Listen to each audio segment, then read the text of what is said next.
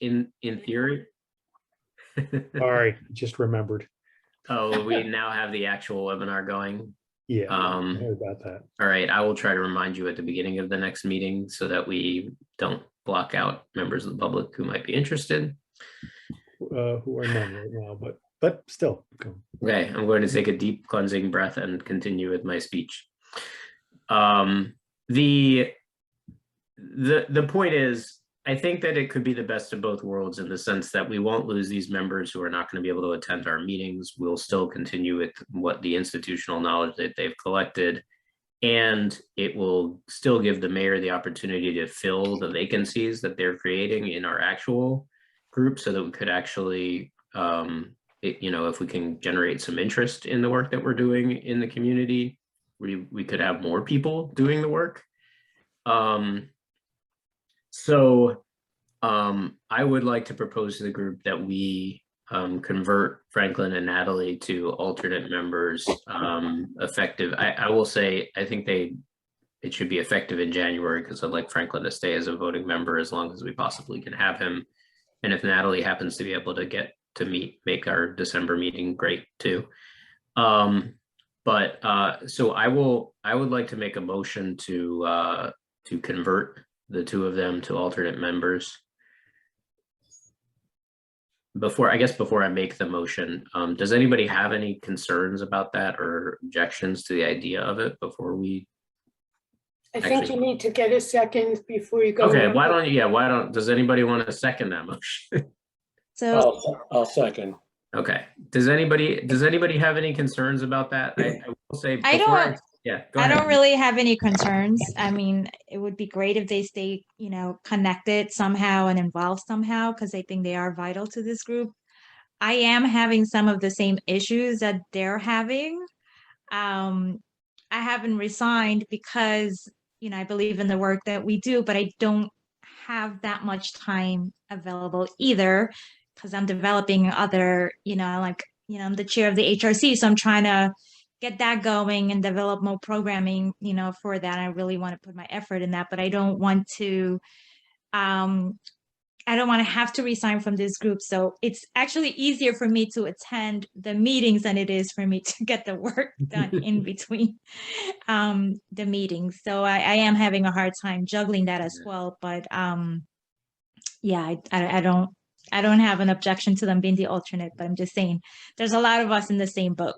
Yeah, I was that's what I was starting to jump in and say right before you said, Norma, is I know that a lot of us have demands on our time. A lot of us may have trouble making room for the meetings. A lot of us may have trouble getting the things done between the meetings. Norma, I feel like I'm in the same boat as you. It's like I can probably make a Monday every month, but focusing effort on the interim stuff has been challenging on and off, to say the least. But what I was going to say is I really don't want to open up the sort of concept of, well, I can be sort of a half member of the Equity Advisory Council in general. I think this is a sort of special circumstance for now, and I'd like to, I would encourage everybody to stay committed, and we need a certain number of actual voting members as well. So if you do have a concern at any point where you feel like there's a problem with your level of participation, please talk to me or talk to the mayor or I almost said talk to Antoinette. That's how traumatized I am from my loss of a co-chair. But the point is, let's talk it through before we make any decisions about that stuff. But I feel like I have talked it through with Natalie and Franklin about as far as it could go. Natalie just has an intractable conflict with our meetings, and Franklin, this was the only way that we could possibly make it so that he could continue to participate. So I just want to sort of short circuit the discussion of further alternates until we go Jeff, forward. I have a question of Norma that might help the situation for her. Mm-hmm. Norma, since you are a member here and also our representative to the Human Relations Commission, do you think that you and Austin would want to share a position on the board so that, and Jeff, I didn't discuss this to you, just came to my mind, so that at least the Human Relations Commission is represented by one of the two of you at each meeting? Would that make your life easier? And Jeff, how do you feel about that? I don't have any problem with bringing Austin into our discussions. I guess what I'd like to do is maybe let's chew on that in between meetings. Sure. And maybe we can talk, I can talk to Norma and Austin and we can have whatever discussions we need to, and then talk about what would make the most sense. I think because of our working group situation, Right. it'll be challenging to sort of tag team it. Yeah, Um, that's what I was thinking also, because it's not just representing the HRC, but also, doing some of the research and some of the work. mhm. And that's something, I can't just put off on Austin. And I know he happens to have a pretty loaded schedule also because he has 2 jobs now. Right. Right. And so, I don't want to speak for him, but I happen to know that he's extremely busy. From my understanding, that would have meant that Austin would have had to lose at least 3 or 4 of his other jobs. Right, exactly. Too. Exactly. Well, we'll figure it out. I will, we'll talk about this. I'm taking Norma's statement as a commitment to continue struggling through for the time being. Fine, go ahead. Does anybody else have any concerns or comments about the concept of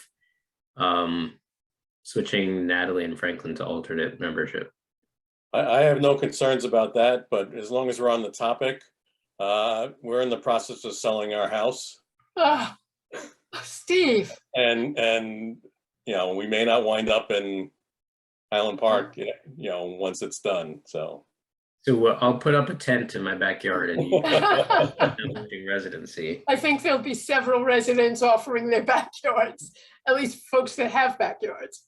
As soon as we get a what do you call it, an accessory dwelling ordinance Yeah. together, we should be in good shape there, Steve.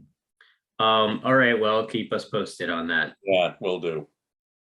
And if anybody knows who he's selling his house to, I'd like to talk to them before this goes through. Kevin, do you have any desire? And- Right. I no, at that point, everybody's going to be having a coronary. So no, I won't mention anything. All right. All right, then, are we ready to vote on this proposal to switch Natalie and Franklin to alternate membership effective January 2022? I think we are. All in favor? In favor. All right. Hayden, you're welcome to unmute, or if you don't unmute, we'll put you down as abstaining. Okay, good. Oh, he made it off the train. Right, All right, right. so Kevin, you can mark that one down as unanimous. Okay. All right. So Kevin, I don't know, do you have the presentation from your working group? I do. Okay, and are you able to share your screen? No, I'm going to have to do it verbally. I don't have it. I don't think it would read that well. And let me take it through. What I can do is you have a copy, a PDF of what Natalie put Yeah, I was together, gonna right? I can share my screen as long as I just need to find the presentation. Okay. Sorry, I should have asked you before it was actually time. Do you remember what the presentation was called? Oh, I think I see it. It should, the title is Public Safety in Highland Park. I got it. Okay, let me download it and open it.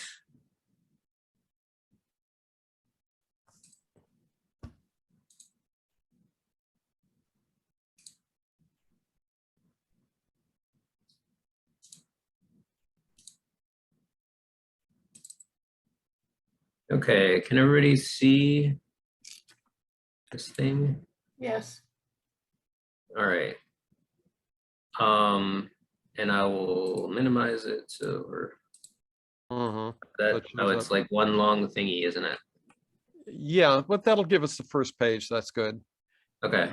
Yeah, if you could just reduce the size a little bit, Jeff, yeah, so at least we get down to safety measures maybe, or neighborhood organization. Yep, that's fine. No, perfect. Okay. So let me take you through this fairly quickly, folks. This very nice pamphlet was put together by Natalie based on conversations that we'd had from two focus groups. One with some people in the African American community, another with some people in the East Asian community. And the reason I'm emphasizing some is that we want to be very careful in not saying that these people could speak or did speak for their entire communities. And in fact, those communities are themselves, fairly heterogeneous. So all we want to say is some people in each. There were two main questions we were asking. First, what does public safety mean to you? What makes you feel safe? And then secondly, what are the kinds of circumstances that make you feel unsafe? And we were very interested in what came out when people talked about what made them feel safe. They certainly talked about police presence. But it was interesting that it was only partially about having the police available to be on call. One of the more important things they pointed to was the police camp for kids in terms of making them feel like they were forging a connection to the police department. And even more interesting to us was what they mentioned as making them feel safe. And what came up first were things like public spaces. They particularly mentioned the community garden, parks, outdoor seating. And what they were getting at here is places where people of varied backgrounds can come together, meet, develop a kind of sense of, a kind of civic sense, and also begin to get to know each other.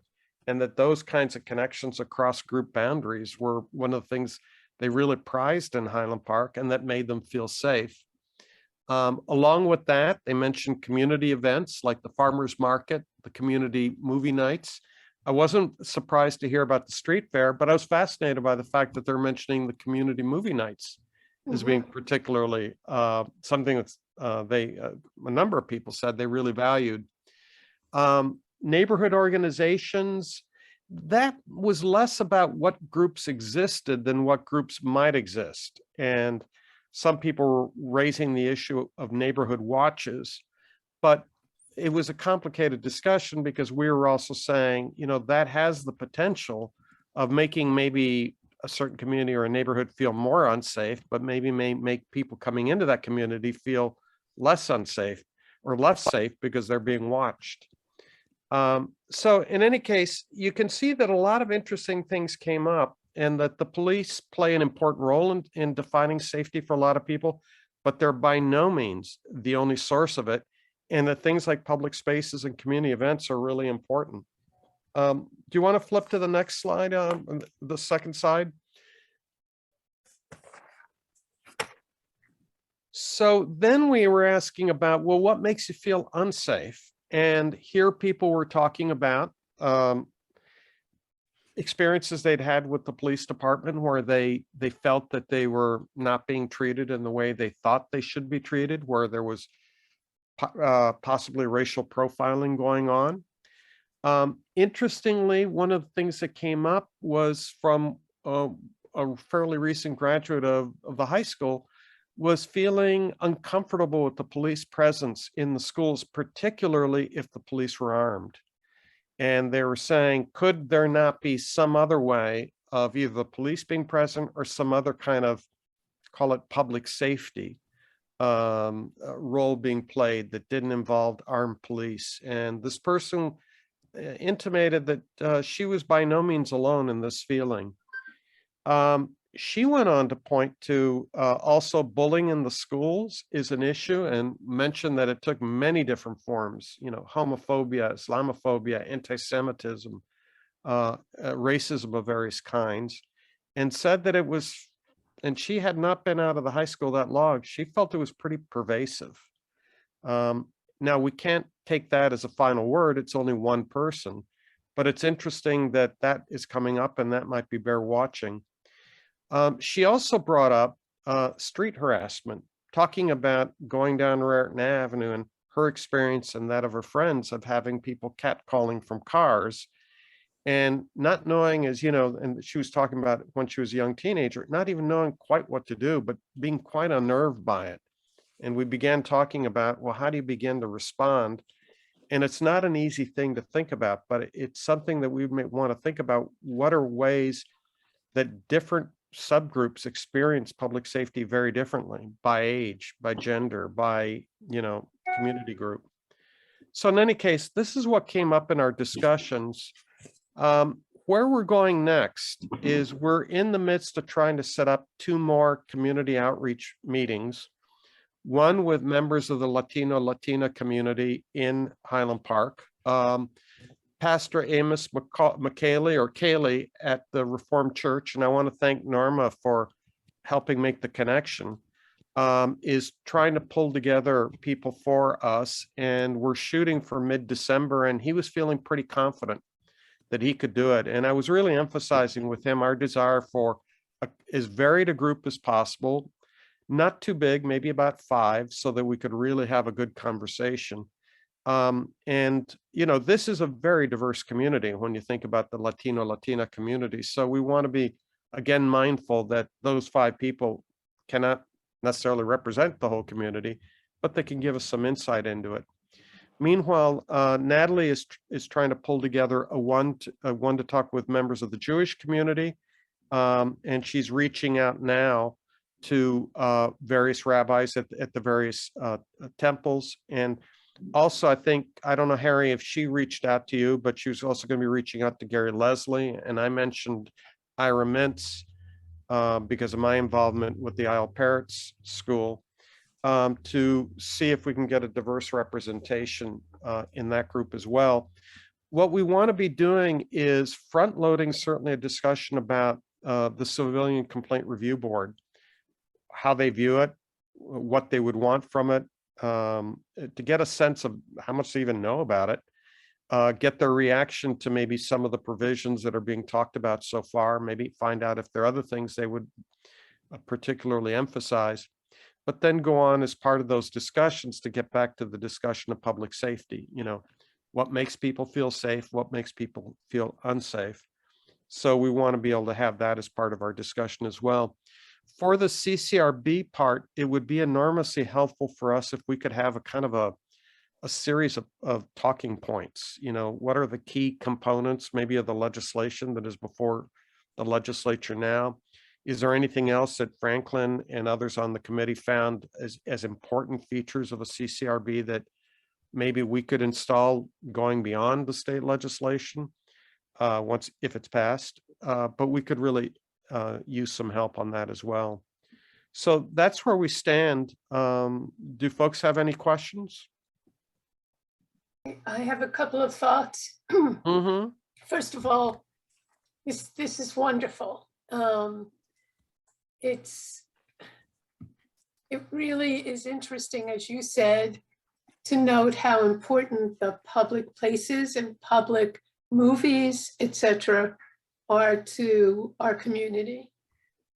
We see it. We see that when the tables were up, we saw them being used. We see how many people come out to the movies and to the farmers market. This also gives us more ammunition for the importance of creating a really good gathering space downtown.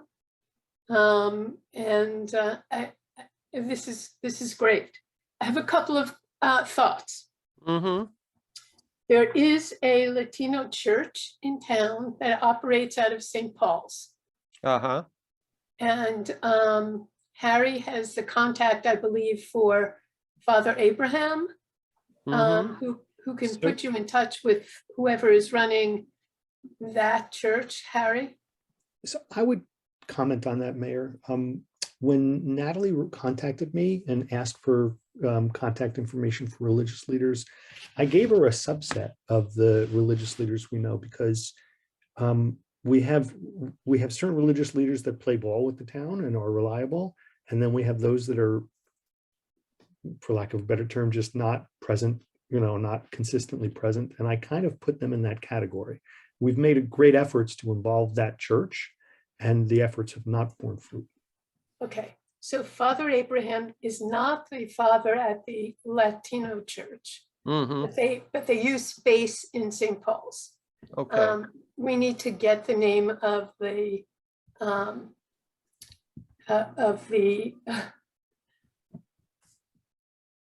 priest from the Latino church there. And I think that would be a good source for us. I also, I hear what you're saying, but I think it's important not to give up on people. And if it takes me having to make a serious phone call, I'm happy to do that. Mm-hmm. I just pipe up for a second and say, Kevin, that you might check in also with Amos, because he may also know who's running that church. Mm-hmm. Okay, good. Yeah, Then- and he was going to be reaching out to some faith leaders that he knew as well. Okay. The other comment I had was, as far as your questions about this CCRB, Mm-hmm. I don't remember if I ever had the folks who run the Maplewood CCRB come and talk to us about it. No, Okay. and I think that might be really good, so we could figure out, because we've had some, I think Franklin tried to reach out separately to folks in Maplewood, and it never really happened. I think at Yeah. minimum, the CCRB working group would be interested in hearing what they have to say. Yeah, I always look to Maplewood because though they're, like 2.5 times our size population-wise, and much bigger area-wise, their psychographics are very similar to Highland Park's. Mm-hmm. Not that any given resident of Maplewood could just buy Highland Park, but maybe I'm wrong about that. In Maplewood is not homogeneous like that. In fact, if there were any other town in New Jersey that I would consider living in, it would be Maplewood. All right. Yeah, that sounds. Well, I will say on behalf of I can't speak for Norma. I will speak for Franklin. I know we want to talk to the folks in Maplewood and find out what they've been doing. Okay. Yes. Mhm. Does And anybody else have questions or comments about? I do. Yeah, I go do. ahead. First of all, this is a great presentation, and I appreciate all the work that you guys put into it. My question is, how many, I don't know if you mentioned this before, but how many, Kevin, how many people were included in this study? Our group for the East Asian discussion was 5, I believe. For the African American discussion, 3. And we would have liked more people at the latter. So we've been shooting typically for 5, 6. We didn't want it much bigger, Norma, just because we're afraid that it kind of cuts down the free flow of conversation, where people Right. build on each other and all of that. So, okay, so you spoke to one group of 3 people and then another group of 5 people. Mm-hmm. Yeah. So okay, so this is based on 8 people responses. Yeah. Okay. And All right. you're right, and that's a small number. So while the results are very interesting, we can't give them that much weight. Right. Yeah, no, that was my concern, but I mean, I don't see anything here that isn't true. It sounds like, the things that the way that they responded was pretty much, what was expected. Public spaces is definitely one of the things that people look at as making them safe, for the very reasons, that were discussed, is that, they do feel that presence when people are spending time together, doing recreational things, it makes people feel safe. So I definitely agree with that. I'll give you an example. One of the things, as far as community unity, those types of events are really, really, really important. When we just did an open mic at Pino's through Middlesex Black Jewish Coalition, and the reason we wanted to do an open mic was because we wanted people to come together and do something fun and different, as opposed to a heavy lecture or a heavy conversation about things, which can get a little bit, dicey. But instead, we had people come together and they had a really good time. And, those are the types of things that really make people feel like they're in a safe community, is the ability to attend events together and feel safe. As far as your conversation with the recent high school graduate, I can say, as having two kids and several kids that went through the local public school system, I can tell you that she's 100% right. There is a lot of homophobia. There is a lot of Islamophobia. There's definitely a lot of anti-Semitism and racism. I don't think I've passed, like, a week has passed in my house without some kind of conversation about something that my kids were exposed to, heard, and had to debate in school in reference to any one of those things. So there's definitely, and it's one of the things we mentioned actually at the Human Relations Commission, not this past week, but meeting, but the previous month's meeting, when Anne Gowan was in attendance, because she's our Board of Education liaison, and we did bring up the fact that that it is an issue in Highland Park in the schools, and that has to be, we have to figure out a way of addressing that. But everything else is pretty interesting. Thank you so much. Oh, you're welcome. Thank you. Thank you very much, Norma. Sure, my pleasure. Any I other think- comments or questions about the presentation from the communications group? Yeah, just a couple of things. First of all, I would like it very much if, when you feel ready, if you want to wait until you do the second round of these things, I'd like you to present it to the council's Public Safety Committee, Mm-hmm. and the chief sits on that. And I also think it's important for us to bring this to Dr. Nicosia. I know when the previous superintendent was there, he and I often had conversations about the things Norma's talking about. And there had been incidents which couldn't be reported because the kids were underage. I think it's important for them to see this work that you're doing. And I don't want to rush it. So if you want to continue having these groups for a while, so you can build the numbers up, I think it's going to be important for the community as a whole. Thank you, Gail. I think that's our feeling, Gail, because we also want to, by reaching out to other groups, is also really convey that we see these as issues for a whole variety of constituencies in town. I mean, and we've only begun to tap them. Yeah. You think about the LGBTQ community.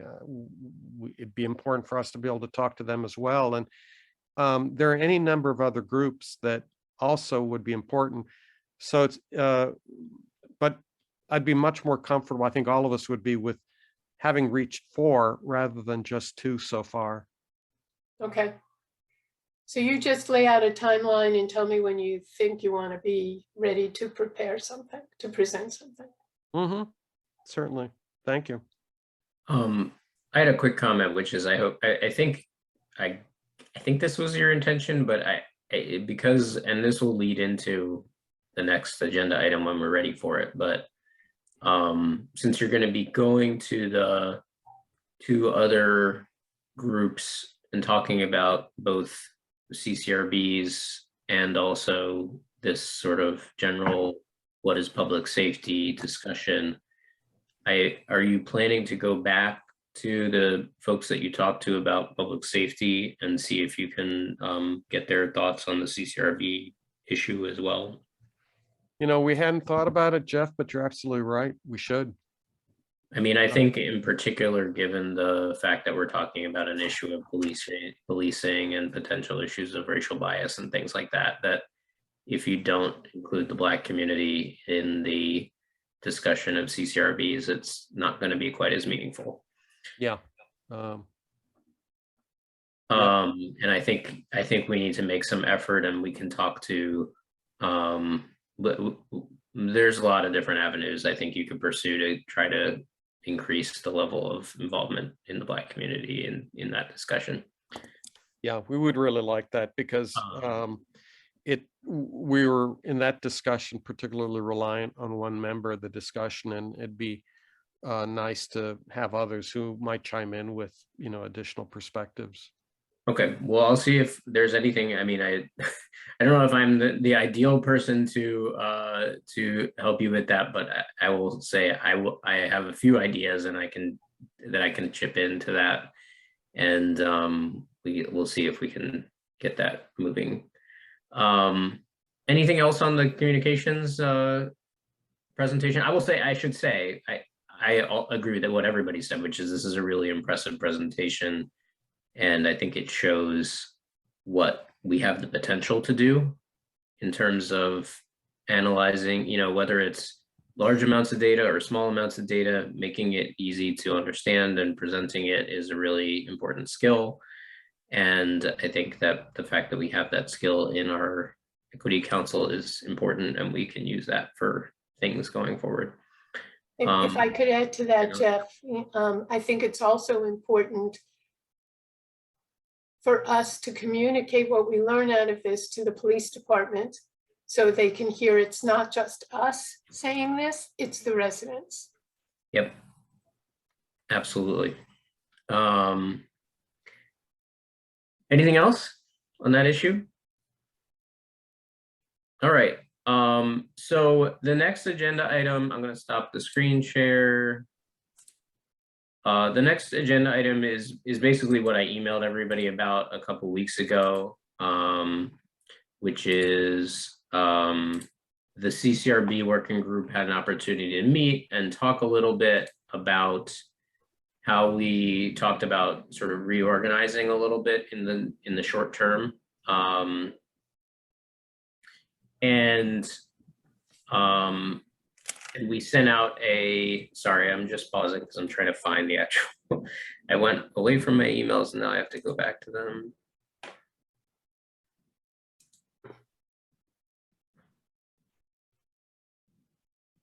Here we go.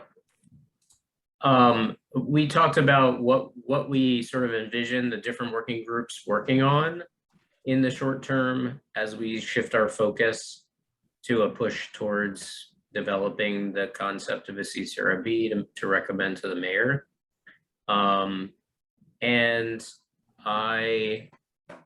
So I will preface this by saying I'm not necessarily suggesting, although I'm open to, again, as always, anybody can comment on whatever they want here, but there are some questions that are raised in some of these points, and I don't necessarily have the goal of answering those questions tonight in our discussion.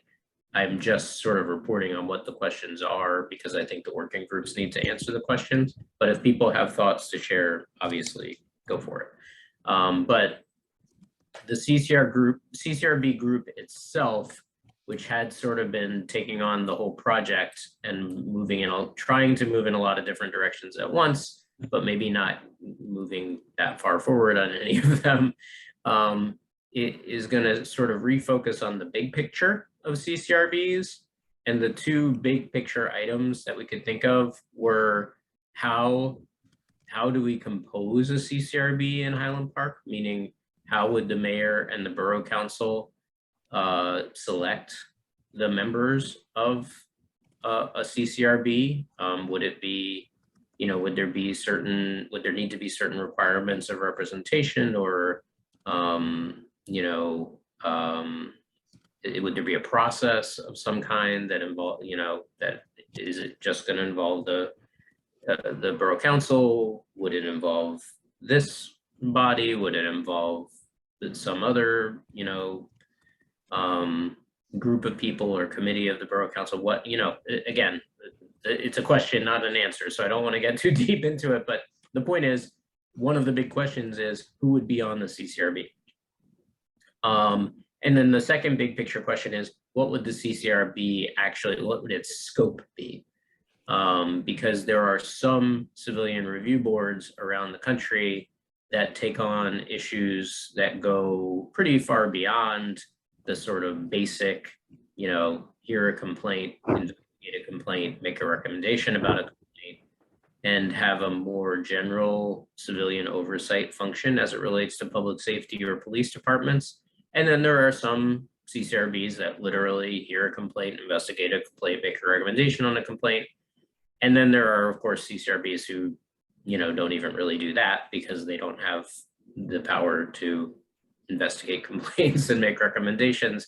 They are just sort of like, you know, a listening body. People who, you know, they will hear a complaint and, you know, pass it along to the police department or the mayor or the borough council or whatever they're dealing with. And so we want to think in the working group about what, you know, what we've learned, you know, research what works in different communities, and so that we can make a recommendation as an equity council to the mayor about what we think a CCRB should look like. I think we've already sort of gotten into the communications group, but the basic idea, which is sort of was, I think, pretty well pointed to at our last meeting, which is why they've already sort of started organizing it, is talk to various groups of Highland Park residents and stakeholders and figure out what people are sort of, what people would be looking for from a CCRB, what their concerns would be, what their hopes would be, those kinds of things. And I will note, we did get a formal inquiry from Natalie on behalf of that group to define CCRB. And I think this is what Kevin was sort of saying a few minutes ago, which is if we can give some outlines of what it is we want to know, that might be helpful in terms of collecting the information. And I will say that internal discussion within the CCRB working group is ongoing, in the sense that I sent them an email and nobody responded to me, Norma. Norma's. Jeff, do we know if my joke? Jeff, do we know if the legislation lays out any of this? What I can't remember if they, like a definition. yeah. You know, that's a really good question, and I would have to read the current I don't know if a current version of the legislation is publicly available or not, but I should look at the last publicly posted version of the legislation and talk about it. But I think that we have a, oh, Norma, just because I will note Norma has been bumped out of the meeting because her internet was lost. But so now I'm speaking alone on the CCRB working group. But the point is, that would be a good starting point, is that if the legislation as currently drafted has a definition of CCRBs, we might want to use that as well. Yeah.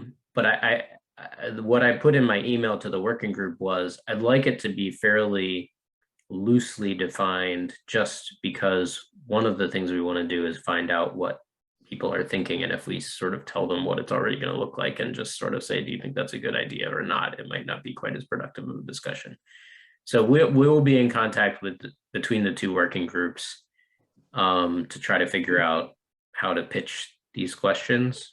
But I think everybody has a relatively good sense of where that discussion could go. Basically, the idea being, what would you be looking for in a group of civilians who would have some formal interface with the police department? Jeff, sort of building on what the mayor just asked. Yeah. Would it be possible, you know, when you review the legislation, be really good to know what it mandates, what it permits, what it prohibits. Yeah, Because it'd be good if, let's say, in the, you know, public safety discussion, people say, oh, it'd really be important if you included X. And mhm. we say, luckily enough, it mandates that, or luckily Well- enough, it permits it, or unfortunately, yeah, that'd be great, but it actually prohibits that. Well, here's the issue though, Kevin, is that we're currently, I mean, again, I'm not by no means am I an expert on how the New Jersey legislature works. I don't know if such an expert exists, but my understanding is it's sort of a moving target because they have to actually work out how the legislation is going to change in the lame duck, assuming that it's going to pass in the lame duck, how it's going to, what form it's going to take, and what, because my understanding, it was drafted a certain way to include subpoena powers and things like that. And it was drafted to include funding for certain things and not others. And it was drafted to allow concurrent investigations of police issues. And some of that may survive. Some of it could even be strengthened, and some of it may be weakened or may not survive the amendment process. And Mhm. so I think we have to, unfortunately, because of the timing of this, and because we want to keep moving forward, I think it's okay to try to get people's views on what they want to see and what they want to try to accomplish through a CCRB, or what they would fear from a CCRB or whatever, without necessarily telling them, well, that's not going to be possible because of legislation, or that's definitely going to happen because of legislation. Let's see what Highland Park broadly defined wants, and then we can try to synthesize what people want with what is possible to do. Okay, sounds Um, good. Based on, so that we can be ready. I mean, that's my hope.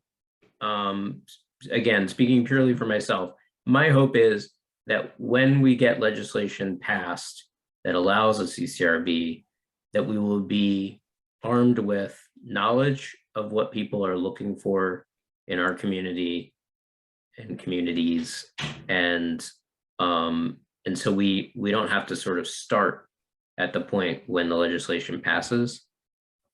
And some part of that is going to be getting intelligence, especially through the mayor and her contacts in the legislature, getting some intelligence about what the likely form of this is going to be. But some part of it is also just going to be being as knowledgeable about both what the community wants and what people do with CCRBs as we can by the time that happens. Mhm. Yeah, I think we also have to, I know this is going to sound boring, but some CCRBs wind up costing a lot more money than others. So we need to weigh that into the thinking as well. Absolutely, and that's what the budget group it should be, I think, starting to work on. And I guess the issue for us right now is because we have been doing research. There's not a whole lot out there for communities of the size of Highland Park. But the principal budgeting issues are staffing.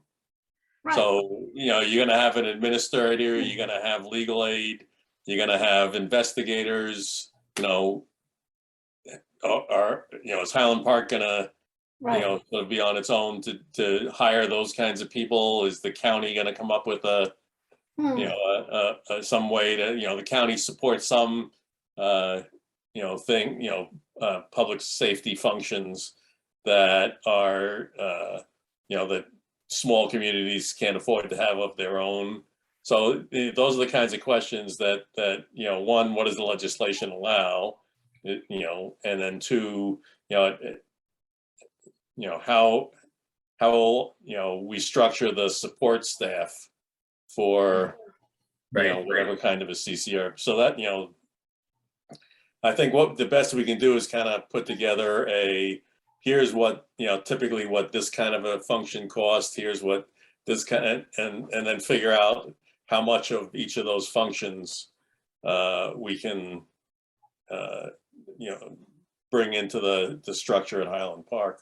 And that's sort of exactly what the working group, the CCRB working group sort of had in mind for the budget group to try to accomplish, is just lay out what the likely cost factors could be, not necessarily say, here's what a budget should be for our Yeah. CCRB, but more like, here are the things that drive the costs of a CCRB, and here are the options. That alone would be a huge step, and I Yeah. think would be really helpful. I shouldn't speak for the mayor, but I think it would be really helpful for the mayor if we had information like that. Yeah, yes, and going back to the would it be a good idea to have Maplewood come in, if they Yeah. have any, Yeah. anything that they've done in terms of putting staff together, would be interesting for us to, hear about. So if you want, I can probably ask them if they want to come and meet with this group, your subgroup. I don't know if you want the whole committee. I can arrange for that. And I'm happy to do that.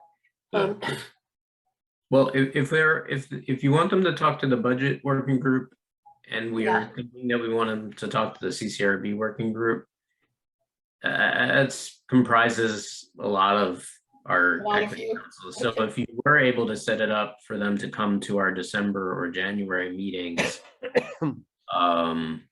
that might save us a little time, and we can sort of devote that meeting primarily to hearing from the Maplewood group and asking them the questions that we probably all have. Yeah, I'm thinking also that I may want to reach out after this meeting sometime. Sorry, I warned you about this. To Prosecutor Cachone, the new Middlesex County Prosecutor's Office, and talk to her about, is the county starting to think in terms of CCRBs, and what would they be willing to support? How would they be willing to support different municipal CCRBs? Or are they thinking of a county CCRB? Yeah, I my have no understanding. idea. Yeah, my understanding from the legislation when I last saw it, which was a while ago, was that there would have to be a CCRB for each county, and then municipalities would sort of have the option of creating their own. And if they didn't create their own, then the county would be the CCRB for that municipality, which you can see some municipalities might want to save some cash and defer to the county, and some municipalities might be extremely desirous of having their own body that's more attuned to the issues in their community, Yeah, for good or for ill. But that's my understanding of how they were thinking about setting it up. And again, like, that's one of the big, I think, political footballs, is like, who's paying for it, and who's going to have to create one, and who's going to have the option to create one, and that kind of thing. But I think, yeah, talking to the prosecutor's office would be a great idea. Does anybody have any concerns about, I know that we've had concerns at times about maybe not being ready to talk to certain people and ask them questions, but I feel like it would be helpful at this point, particularly from a budgeting standpoint, but also from just sort of a, let's hear about some ideas standpoint, to hear from the Maplewood group as soon as we can make that happen. Yeah. Does anybody have any concern about that? Kevin, I remember you sort of being in the camp of, let's get our ducks in a row a little bit before we bring outsiders into the discussion. Yeah, I mean, my feeling is if your committee, Jeff, and your committee, Steve, feel ready, I'm ready to go. But I see that as you would have the better judgment as to what you feel you need before you have that meeting. I think that the CCRB group is at least ready to ask some questions and hear some information. And we've had a heck of a time getting anybody to meet with us on our own terms. So if the mayor can help us make it happen at a regular meeting, then I think we're good with that. okay. And especially since it's going to be one of the last meetings that Franklin is likely to attend, it would be great if it could happen in December, although I know that may be a challenge as the holidays approach. Actually, Let's see one what we can particular do. holiday approaches, since some holidays will already have passed. Let's see what we can do. If I do get someone from Maplewood willing to come and talk to us on a different night, Mhm. would you be willing to move your meeting for just that presentation from them or discussion with them? As far as I'm concerned, any Monday should work for this group. I will say our current schedule is to have the meeting on December 13th. So if we were moving it to another Monday, we're talking about probably December 20th, which then you're starting to get into where Too people are close, too traveling close. and things like that, taking Yeah. work off. Yeah, Especially I because agree. Christmas Eve is on a Friday. So I think December 13th is kind of it for next month, but Okay, let me see what I can do. and if it doesn't work, we can talk January. I mean, Yeah, and you know, from the budgeting perspective, if we can't put together a meeting, I'm happy, you know, and you know, happy to try and set something up for just the budget group to talk with somebody from Maplewood that's, Okay, you know, familiar with budgeting issues. yeah, and again, like if we have to set up a meeting that's separate from the regular meeting, I'm sure we could get at least a few folks from different working groups together, and like I'll try to make time whenever. My December looks okay right now, so if we can get it together, I will make it work for me, and I will try to wrangle Franklin and or Norma so that we can have some representation from our working group. Jeff, Yeah. to what degree would, I mean, I'm asking this as an open question. Mhm. Should we try to really put the word out to the community? If, let's say, we're able to get a meeting set up, Mhm. put the word out to the community in hopes that people show up, because that's a way of fielding some questions from them. Or do we regard it as more kind of still a quieter, you know, behind, we're still gathering our facts kind of thing? In my mind, anytime we can get anyone from the community interested in what we're doing and present to ask questions, that would be a good thing. I think in terms of if Maplewood folks are going to come to our regular meeting, I could definitely think of people I would encourage to come and hear what they have to say and ask questions, because it's the kind of thing that will start people's juices flowing about what kind of body would be good for Highland Park. And, you know, if there are things that people don't like about whatever Maplewood is doing, I'd rather hear them now before we start moving down that path than later. I mean, again, that's my 2 cents as somebody who likes to go to other people's meetings. So if I may just say, we should ask the people when they do agree to a meeting, we should ask them what they're comfortable Yeah. with. You know, we want to make sure that if they just want this to be a meeting with us, that should be, and you know, I wouldn't want to impose on them if they just want to meet with us and not necessarily entertain questions from the public just yet. So That's- let's how they feel about that first. That's fine. That's fine. I obviously, as a matter of courtesy, we should at least let them know if it's going to be a public meeting. I will say if their preference is to meet quote unquote only with us, then it's got to be through one of the working groups, because we're not going to have a public meeting of the Equity Council and not. I agree. Yeah. yeah. I was going to say the same thing as Norma. We really need to ask them, you know. I think also that if we do wind up in just a work group, would we be able to combine budget and CCRB so that those two groups can ask their questions? Because I think those would be the two biggest areas. As long as not every single person from both working groups participates, then we should be okay. Well, Norma's on both, so we could just send her. Oh, I always forget who is on the budget work. Sure. Just meet with Norma. Just have them meet with Norma. That's what I think Norma was asking at the beginning of the meeting, is if she could have some solo meetings with various stakeholders and maybe just the legislature. Anyway, yeah, we can make it work. Either way, whatever their preference is, we can make it work. I will say I would love it if people could at least hear what they have to say. Again, in terms of public participation, we don't have to keep them there for the public comment. We have one public comment session. If they're not comfortable answering questions from the general public, that's fine. It still would be good to have the public, if they're open to it, have the public hear what our questions are and what their answers are so that they can tell us afterwards what they think about what they heard. But, you know, we don't want to make anybody uncomfortable who's doing us a favor and coming to our meeting. Right.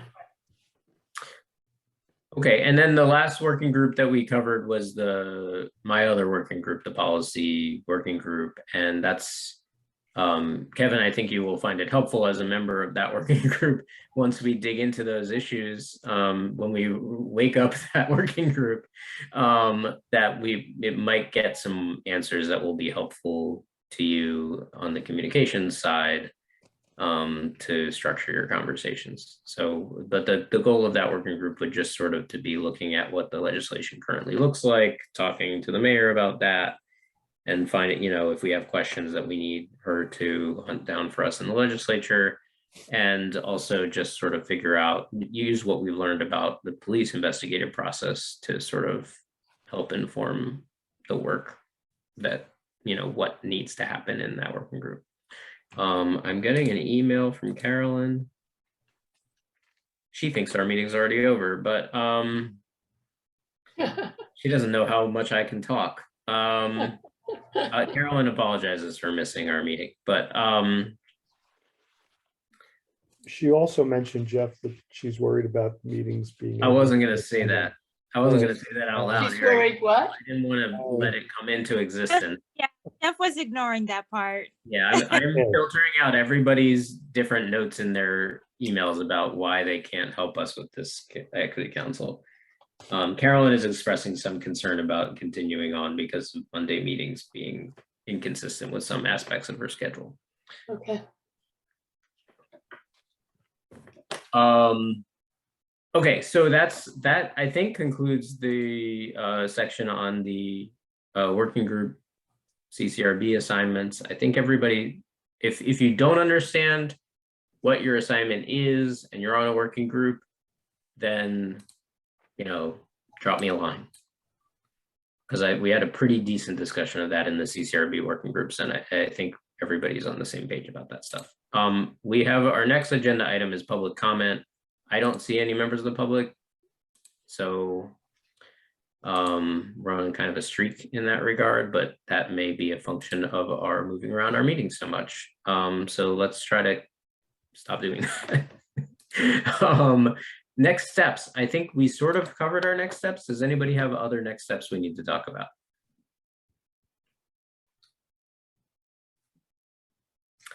Hearing none, and I don't have any additional next steps. I think our two next steps are to do that working group work. The mayor will be trying to set up something with Maplewood, and the mayor will also continue to keep an eye out for people who are interested, maybe more interested than some of us in doing the work of this equity advisory council. You're all interested. Oh, You we're just don't have the time. We're just all so busy. Yes. Anyway, let's find more people so we can share the load. Yeah. And with that, I will make a motion to adjourn. Second. All right. Oh, Harry, sorry, did you have something else? All right, my question is our next meeting, because we are meeting today on the 22nd. December 13th. That is decided. All right. We can't, but if we move it too late in December, we're gonna interfere with people's holiday travel plans. If we move it any earlier, then we're just basically meeting tomorrow. So let's stick with December 13th. And that's a Monday night and it's 6 p.m. Correct. Okay, I'll just confirm that it's on the calendar and everybody has the links. Nobody needs the links to be sent to them again. By definition, everybody here has the link. Yeah. Good night. And I did not see any emails from anybody saying I can't get into the meeting. Right. I just checked. Okay. All right. Good, Finally. All right. I assume we're all in favor of adjourning. Mm-hmm. Yes, please. Okay. Have a Good night, all. Thank you for your work. Right. Good night, night. all. Thank you. Happy Thanksgiving, everyone. Yep.